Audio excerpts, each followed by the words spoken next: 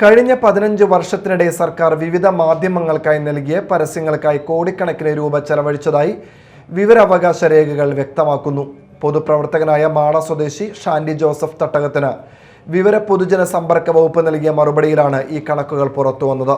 March 6 മുതൽ March 31 വരെയുള്ള പരസ്യത്തിനായി ചെലവഴിച്ച തുകയും കൂടി ചേർക്കുമ്പോൾ ഭീമമായി തുകയായി ഉയരുമെന്ന് കരുതുന്നു. 2011 ഏപ്രിൽ മുതൽ 2026 മാർച്ച് വരെയുള്ള കാലയളവിലെ കണക്കുകൾ പ്രകാരം ഓരോ 5 വർഷം കൂടുമ്പോഴും പരസ്യ ചെലവിൽ വലിയ വർധനമാണ് രേഖപ്പെടുത്തിയിരിക്കുന്നത്. 2011, 2012 മുതൽ 2015-16 വരെയുള്ള ആദ്യ 5 വർഷ കാലയളവിൽ സർക്കാർ ആകെ 142.68 കോടി രൂപയാണ് പത്രങ്ങൾക്കും ഇലക്ട്രോണിക് മീഡിയയ്ക്കുമായി ചെലവഴിച്ചത്.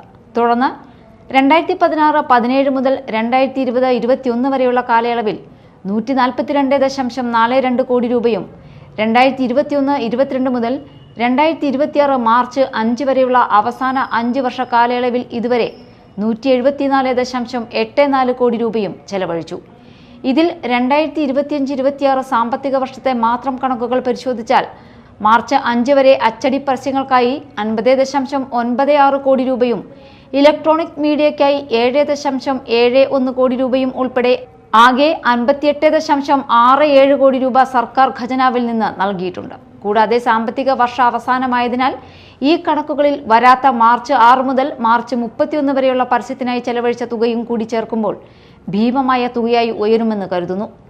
സംസ്ഥാനം സാമ്പത്തികമായി പിന്നോക്കം നിൽക്കുമ്പോഴും പൊതുജനങ്ങളുടെ നികുതി പണത്തിൽ നിന്ന് ഇത്രയും വലിയ തുക പരസ്യങ്ങൾക്കായി ചെലവഴിക്കുന്നത് അനീതിയാണെന്നും ഇതിന് കടിഞ്ഞാൺ ഇടുന്നതിനായി നിയമ നടപടിയുമായി മുന്നോട്ടു പോകുമെന്നും ഷാൻഡി ജോസഫ് തട്ടകത്ത് പറഞ്ഞു.